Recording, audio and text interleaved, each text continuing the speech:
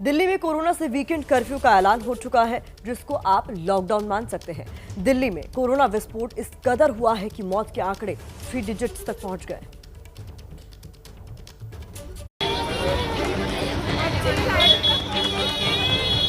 ये चीख चिल्लाहट आखिरकार सरकार के कानों में पड़ी गई।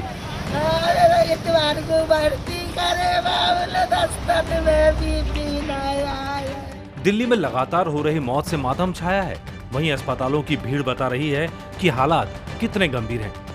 अब अस्पतालों के बाहर ये जो भीड़ आप देख रहे हैं, दरअसल अलग अलग वजहों से लोग आए हुए हैं। दिल्ली का लोकनायक अस्पताल है, कुछ लोग जांच कराने आए हैं, कुछ लोग तीमारदार हैं जो अपने लोग जो भर्ती हैं उनसे मिलने आए हैं। और लगातार यहाँ पर जो गार्ड्स हैं उनको समझाना पड़ रहा है लोगों को कि वो पीछे होकर रहे, सोशल डिस्टेंसिंग बनाकर रखें। लोगों से पता किया जा रहा है कि आखिर वो किस वजह से यहाँ पर आए हैं। डॉक्टर भी मान रहे हैं हालात इस बार पिछली लहर से भी खराब है। लास्ट ईयर के मुकाबले इस साल का जो वेव है बहुत तेजी से संख्या बढ़ रही है और स्टीप राइज हो रहा है। जो बच्चे हैं वो प्रभावित हो रहे हैं, यंग अडल्ट ज़्यादा प्रभावित हो रहे हैं और गर्भवती महिलाएं जो हैं, प्रेग्नेंट फीमेल भी काफ़ी संख्या में हमारे यहाँ पे आ रही है। पुलिस कमिश्नर को ड्यूटी पर लगे पुलिसकर्मियों की चिंता सता रही है। अपने कार्यस्थल पर सोशल डिस्टेंसिंग का ध्यान रखें व अपने कार्यस्थल या वाहन आदि को सैनिटाइज करें और अपने हाथों को साबुन से बार बार धोते रहें।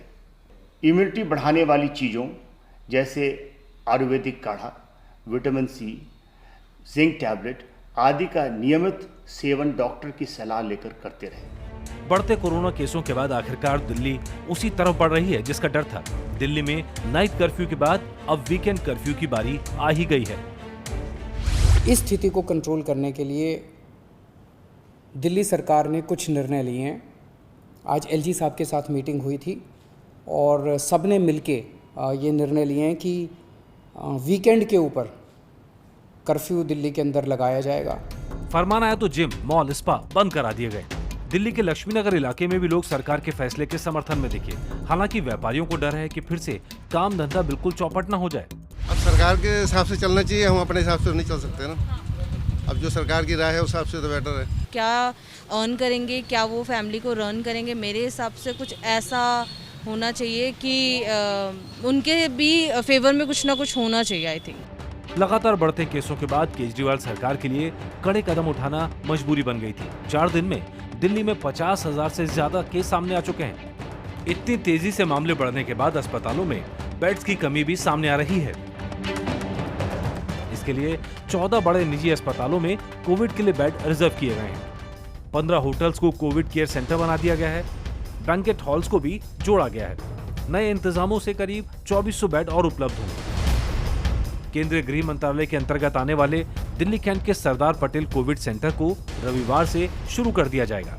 यानी दिल्ली सरकार ने अब कमर कस ली है, लेकिन हालात नहीं बदले तो दिल्ली के भी संपूर्ण लॉकडाउन की तरफ बढ़ने का खतरा है। अपने स्वास्थ्य के लिए किसी प्रशासन, सिस्टम या सरकार पर निर्भर मत रहिए। आपका स्वास्थ्य आपकी ही जिम्मेदारी है। नमस्ते भारत में पिछले कई दिनों से, या फिर ये कह लें कि इस पूरा हफ्ता हमने राज्यवार आंकड़ा, राज्यवार हालात कोरोना के आपके सामने रखे हैं, ताकि आप सुबह सुबह पूरे दिन के लिए अलर्ट रहें।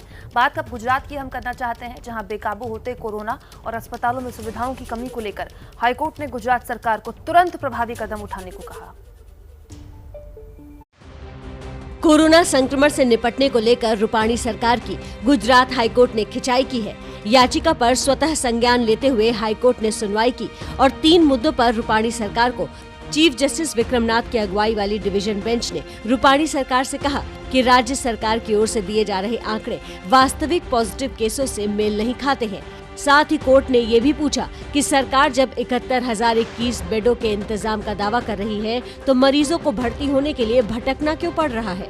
कोर्ट ने टेस्टिंग पर भी सरकार को जवाब तलब करते हुए पूछा कि आम लोगों को टेस्टिंग के लिए 3 दिन इंतजार क्यों करना पड़ता है और टेस्ट की रिपोर्ट 5 दिन बाद क्यों आती है।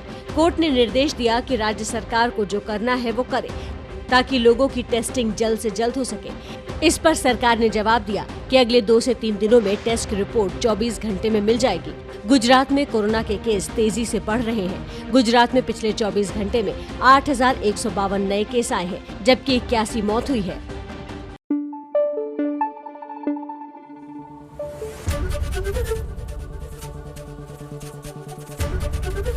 एबीपी न्यूज आपको रखे आगे।